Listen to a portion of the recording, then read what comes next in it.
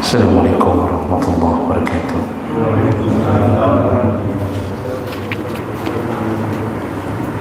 Alhamdulillahirabbil alamin.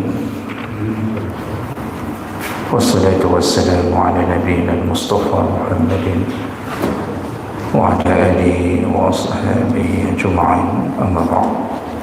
Rabbi shrah li sadri wa yassir li amri wahlul 'uqdatam min lisani yafqahu qawli. Segala puji bagi Allah, kemudian salawat dan salam pada Rasulullah, pada keluarga dan saudara sahabat-sahabatnya. Bapak Ibu jamaah salat maghrib dan isya yang Allah muliakan insyaallah.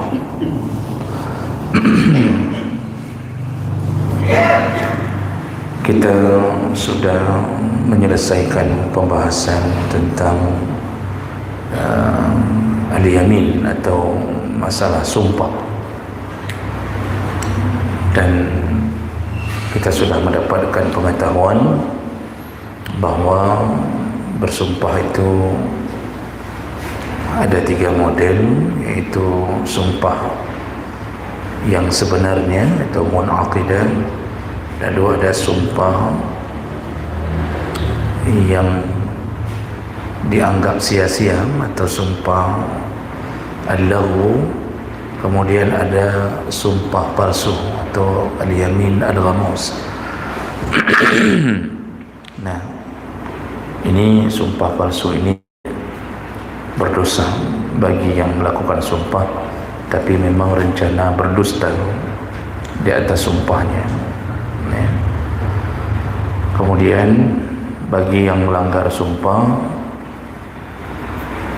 artinya tidak ditunaikan sumpahnya, itu mendapatkan konsekuensi, yaitu harus membayar kafarah, dan itu pilihan, boleh memberi makan 10 orang miskin, atau pilihan berikutnya boleh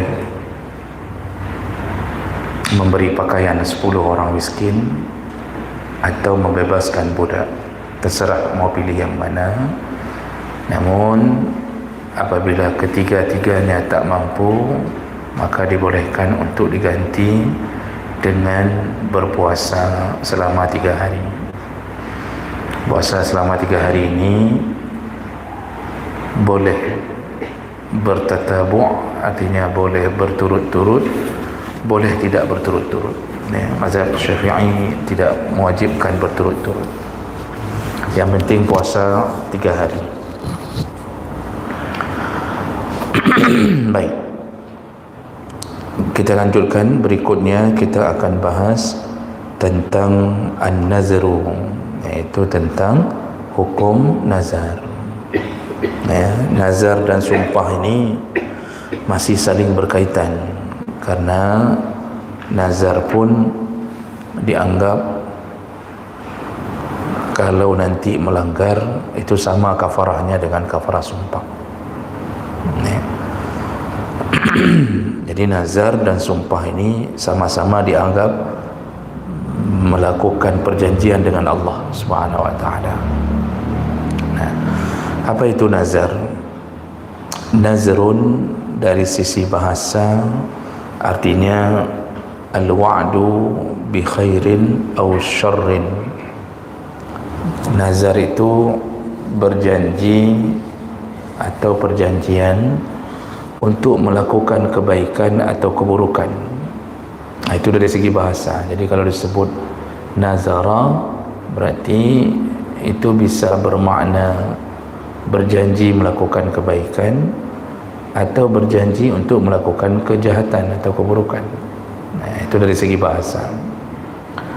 Sedangkan dari segi istilah atau terminologi dalam bahasa modern, Nazar itu adalah iltizamu qurbatin ghairi wajibah fi syar'in mutlaqan atau mu'allaqan ala syai'. Jadi nazar itu adalah berniat kuat untuk melakukan sebuah kebaikan, yang kebaikan itu bukan yang wajib di dalam syariat, baik nazarnya mutlaqan atau mu'allaqan, baik mutlak ataupun mu'allaq. Jadi ini maksudnya begini. Jadi yang disebut nazar adalah meniatkan, melakukan atau berniat kuat untuk melakukan sebuah kebaikan, yang kebaikan itu bukan yang wajib. Jadi seseorang berjanji melakukan kebaikan, tetapi kebaikan itu bukan yang wajib. Ya, contohnya misal seseorang mengatakan bahawa saya akan melakukan puasa, saya bernazar saya akan melakukan puasa Senin Kamis sepanjang hidup saya. Nah, itu contohnya begitu. Itu dia boleh melakukan nazar seperti itu, tapi yang tidak dibolehkan adalah nazar yang berkaitan dengan yang wajib. Jadi kebaikannya tidak boleh yang wajib. Jadi tidak boleh seseorang mengatakan saya bernazar kalau saya diberikan sembuh oleh Allah, maka saya akan melakukan salat 5 waktu. Berarti dia malah bernazar pada sesuatu yang wajib. Itu tak boleh, karena memang itu tak perlu nazar, memang sudah wajib. Jadi itu yang maksud kalimat tadi. Nazar itu adalah melakukan perjanjian atas sebuah kebaikan, tapi kebaikan itu bukan yang wajib. Karena kalau yang wajib tidak boleh dijadikan sebagai materi nazar. Mutlaqan atau mu'allaqan, baik nazarnya mutlak atau mu'allaq. Mutlak itu maksudnya nazarnya tidak disangkut pautkan dengan sesuatu. Ya, contohnya seseorang seperti mengatakan tadi, saya bernazar saya akan melakukan salat tahajud selama sebulan penuh. Nah, itu dia tidak ada sesuatu yang ditawarkan ke Allah, cuma dia ingin berbuat baik saja melalui nazarnya. Nah, itu disebut nazar mutlaqan. Nanti ada yang mu'allaqan. Mu'allaqan itu menggantungkan nazarnya kepada sesuatu. Ya, contohnya kalau saya lulus di tempat di universitas ini, maka saya akan bersedekah. Jadi itu mu'allaq, dia menggantungkan sesuatu kalau lulus. Kalau tidak lulus berarti tidak berlaku nazarnya. Nah, ini dua model nazar yang nanti akan kita bahas di belakang. Jadi itulah yang disebut dengan nazar, yaitu melakukan perjanjian dengan Allah untuk melakukan sebuah kebaikan. Baik kebaikan itu mutlak atau mu'allaq, yang seperti kita cakap, baik yang punya ketergantungan terhadap sesuatu atau tidak ada ketergantungan. Berikutnya, nazar ini terdapat dalam syariat. Ini kita belum bicara hukumnya. Nazar ada di dalam syariat karena Allah sendiri menyebutkan beberapa ayat tentang adanya nazar.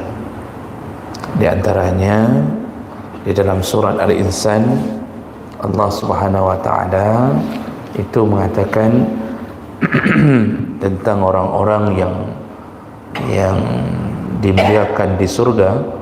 Salah satu sifatnya adalah yufuna bin nazari, mereka itu di dunia menunaikan nazarnya. Jadi Allah sebut di dalam surah Al-Insan tentang adanya orang-orang yang bernazar.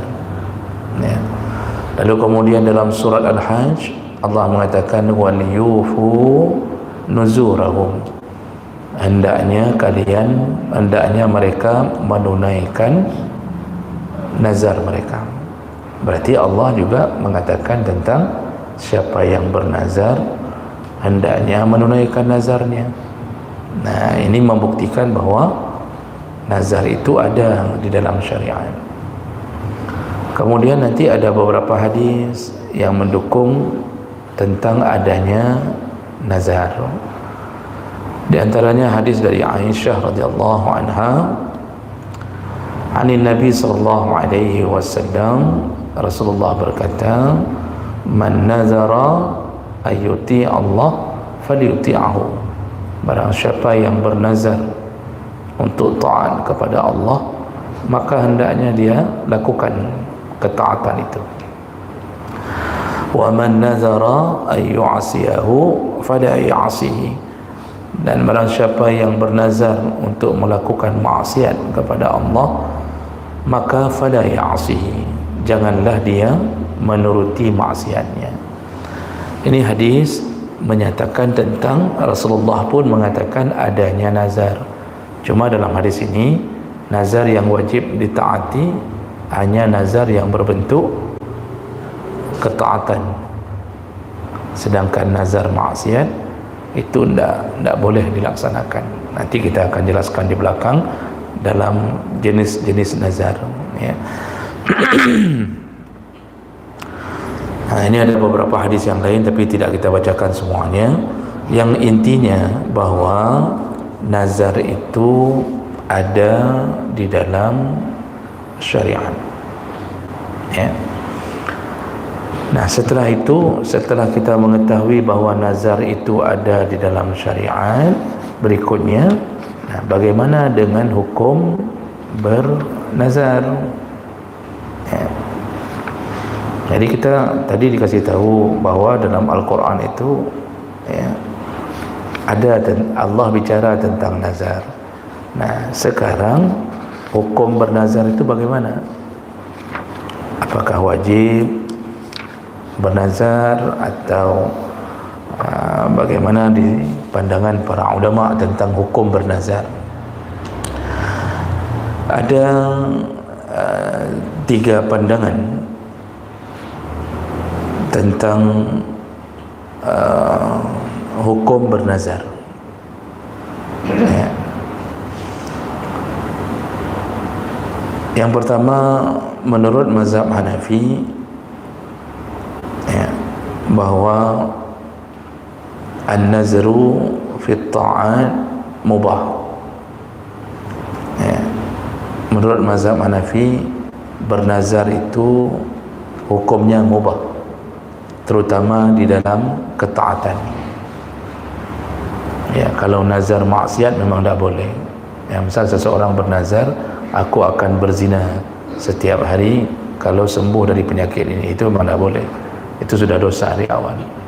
Tapi mazhab Hanafi mengatakan kalau nazarnya dalam ta'an, hukumnya mubah.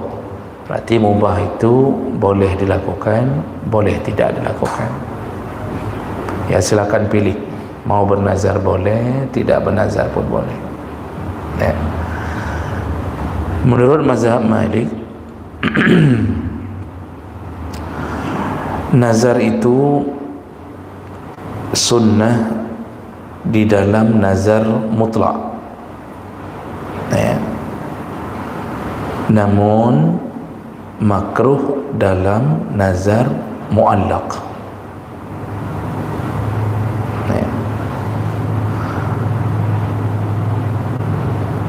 Jadi begini, kalau mazhab Malik itu membedakan, kalau nazar mutlak sunnah. Kayak mana nazar mutlak tadi? Nazar yang dilakukan tanpa menggantungkan sesuatu, tidak mengikat dengan sesuatu, itu sunnah, artinya baik. nazar seperti itu menurut mazhab Malik. Contohnya ya, dia ingin mendekatkan diri ke Allah dengan mengatakan, saya akan bersedekah ya, selama sebulan penuh, setiap hari 20.000 misal. Itu berarti dia tidak menggantungkan dengan sesuatu, dia hanya ingin berbuat baik saja. Menurut mazhab Maliknya enggak, itu termasuk nazar sunnah. Tetapi yang mu'allaq ya, mu'allaq itu yang menggantungkan sesuatu. Kalau Allah beri, dia akan melaksanakan nazarnya. Contohnya seperti seseorang mengatakan, kalau dia diberi anak oleh Allah, maka dia akan bersedekah. Atau kalau dia lulus di suatu tempat yang dia inginkan, maka dia akan melakukan puasa sekian-sekian. Ini nazar yang mu'allaq, menggantungkan sesuatu. Ada sesuatu yang dia minta sama Allah. Nah, nazar seperti ini di sisi mazhab Malik itu makruh ya, tidak disukai. Oke, nanti kita jelaskan kenapa sampai ada hukum makruh dalam nazar di sisi mazhab Malik.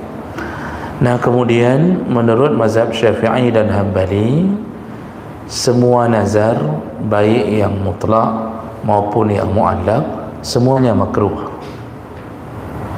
Ini yang perlu kita tahu betul, Pak. Ya.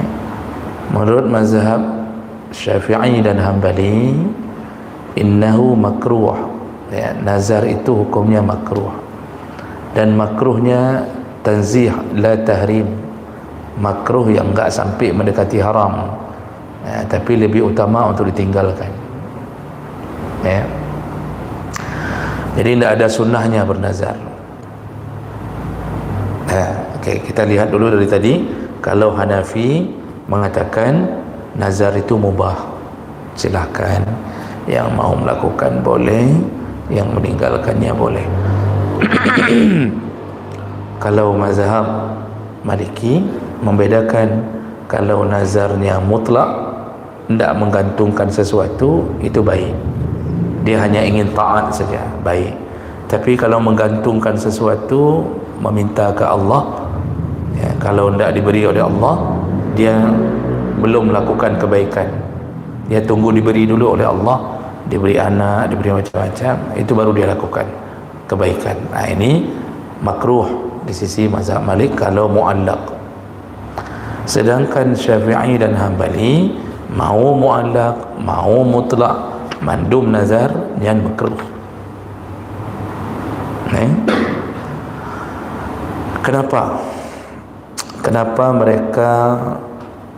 Kenapa para ulama, jumhur ulama lebih banyak mengatakan nazar itu hukum dasarnya makruh? Ini yang perlu kita ketahui betul. Yang pertama, ada beberapa hadis yang sahih yang menyatakan tentang nazar itu tidak disukai, bernazar itu tidak disukai. Di antaranya yaitu hadis Nabi sallallahu alaihi wasallam, hadis riwayat Bukhari dari Ibnu Umar, Rasulullah mengatakan ya, innaman nazaru la yughni anil qadri syai'an wa innama yastakhriju bihi minal bakhil.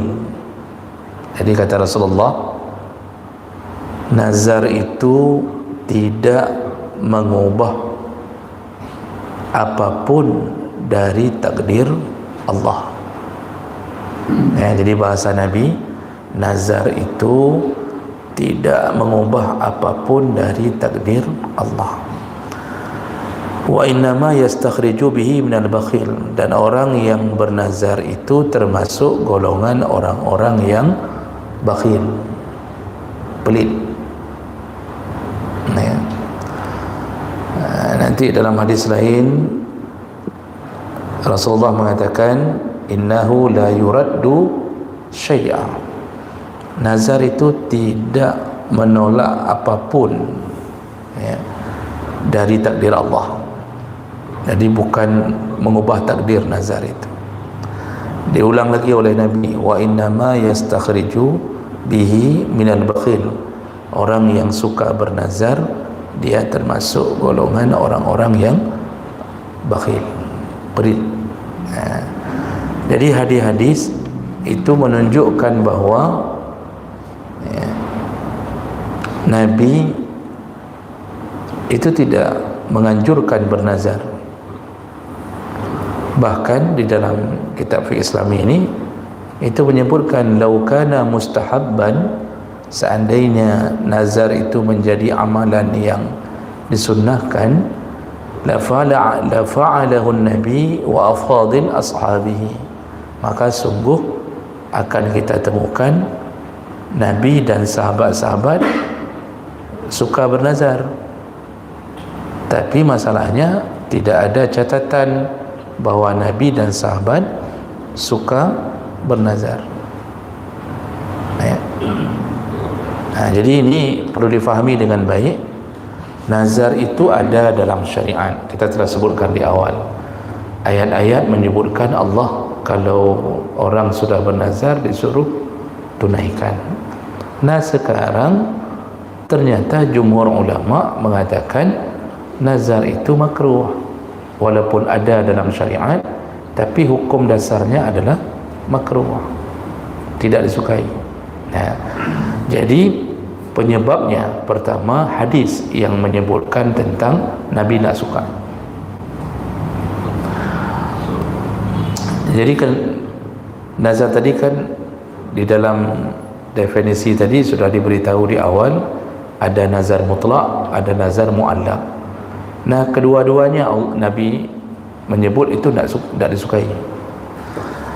Kalau kita bernazar mutlak, bernazar yang tidak menyangkut pautkan dengan sesuatu,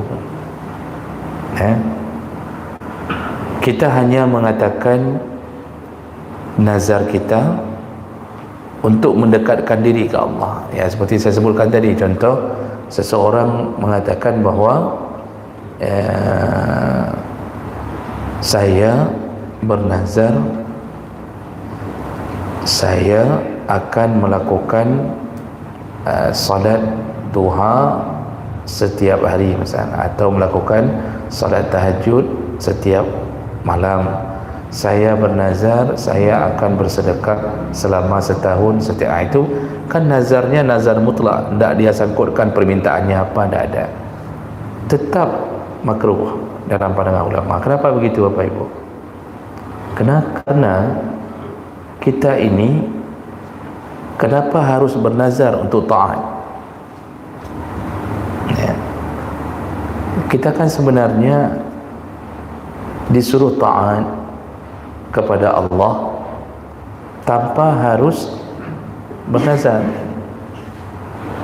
Jadi begitu Allah katakan aqimus salat, tidak harus bernazar kita untuk melakukan salat.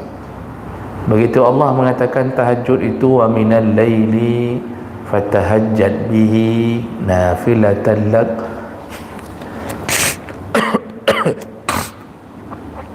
kalau datang malam maka bertahajudlah engkau sebagai amalan yang sunnah bagimu.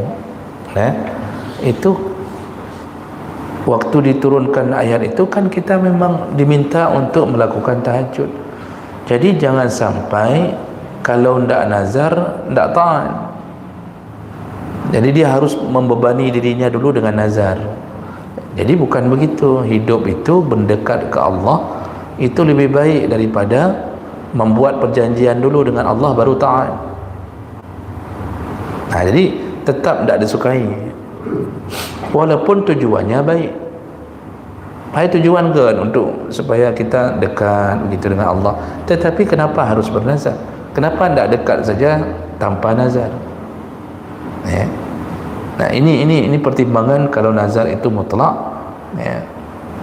Itu berarti kita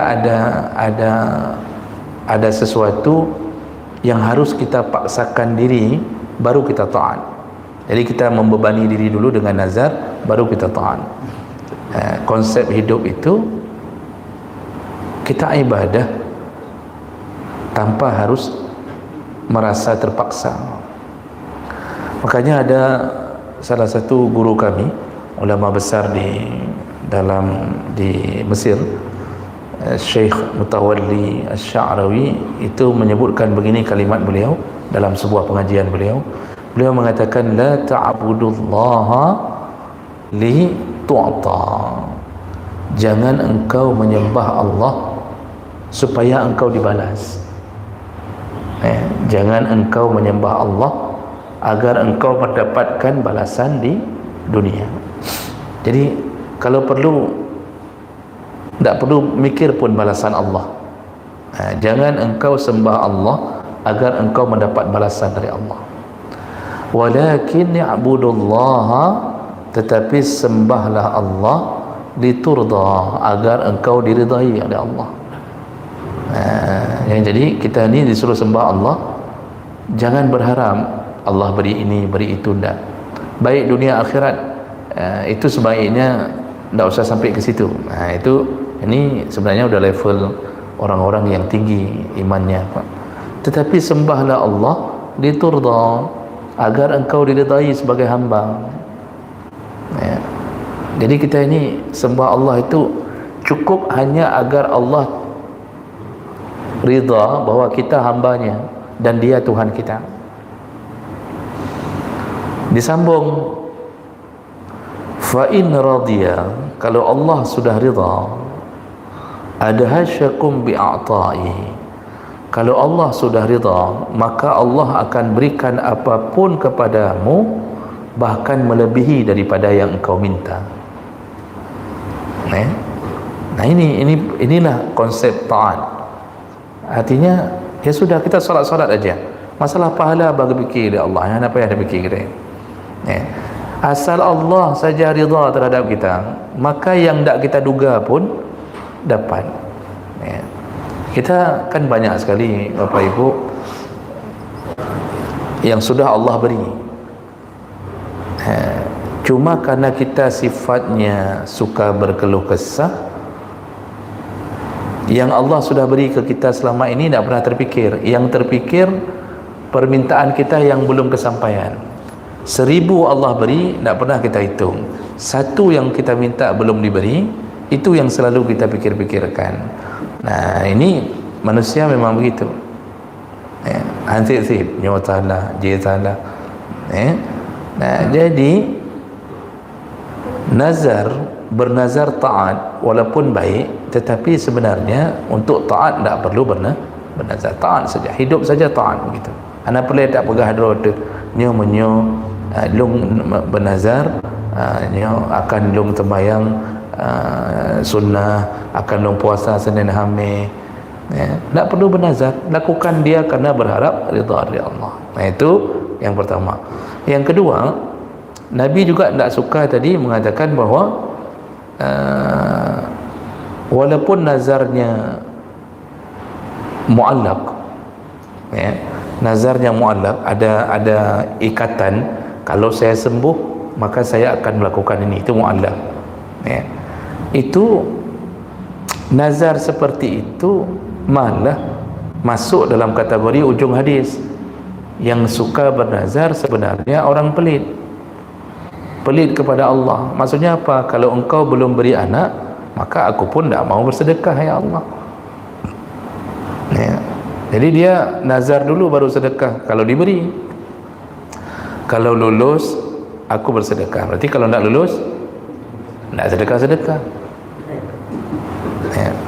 Anak sudah 5, laki semua, lalu bernazar supaya diberikan anak perempuan. Kalau tak diberi, berarti dia tak melaksanakan keinginan baiknya itu. Jadi dia ditahan dengan rasa pamrihnya, menunjuk, menyuhana nunjuk kakak, ada nunjuk. Ada orang yang bernazar, kalau saya menikah tahun ini, ada yang melamar saya, maka saya akan melakukan puasa sunnah begini. Memang nampaknya baik, tetapi begitu dia tidak nikah, tak nikah-nikah, tak dia buat-buat itu. Nah, makanya Rasulullah tadi mengatakan apa? Yang bernazar itu adalah orang-orang yang pelit.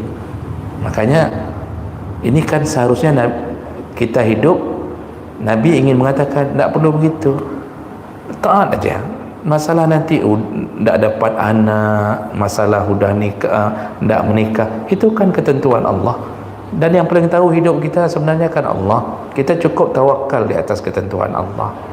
Nah, kemudian satu lagi, Nabi sebutkan tadi, nazar itu tidak mengubah takdir apapun. Jadi seharusnya kita tidak perlu memperbanyak nazar, minta anak. Padahal dalam catatan Allah, kita itu memang baru diberi anak tahun ke-10 setelah perkawinan. Takdir Allah begitu. Jadi karena kita tidak sabar, kita sampai bernazar, ya, datanglah anak di tahun ke-10 setelah perkawinan. Itu datang anak itu bukan karena nazar kita, tapi memang takdirnya kita disuruh bersabar dulu 10 tahun. Makanya Nabi mengatakan nazar tidak mengubah takdir apapun dari Allah. Kita minta anak perempuan setelah 7 orang anak laki, berharap yang perempuan yang ke-8. Kita bernazar dari mulai anak ke-5 sudah mulai bernazar, ternyata diberi lagi laki. Jika ada 8 baru diberi anak perempuan. Yang memang takdir Allah anak kita ke-8 baru perempuan.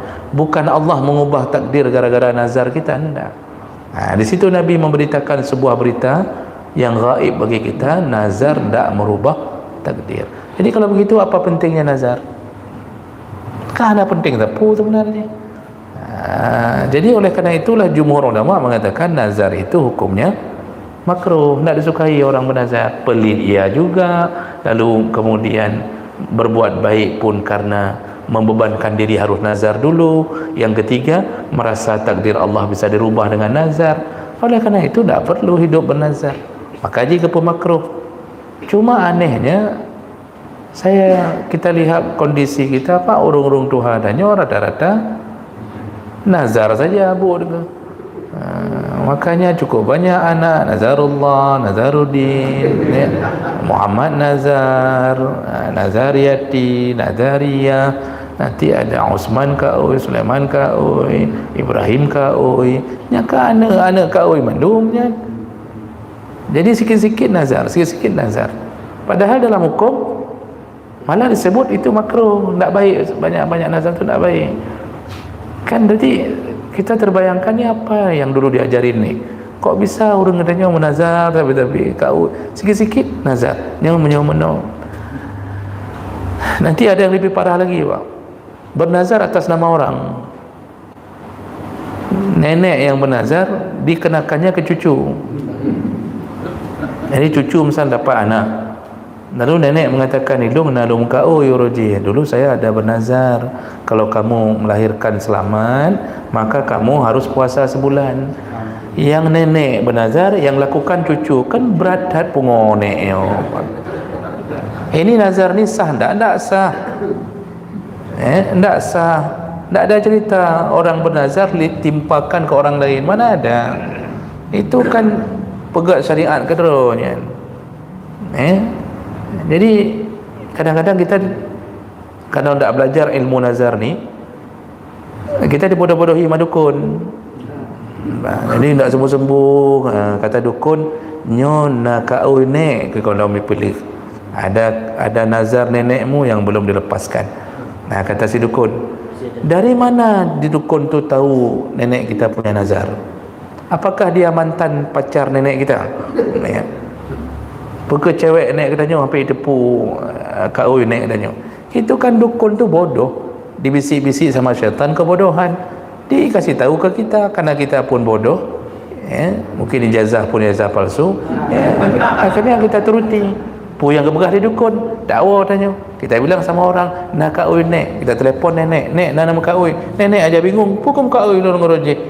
Semuanya jadi bodoh semua gara-gara dukun. Maka jangan datangi dukun. Itu tidak ada nazar menimpakan ke orang.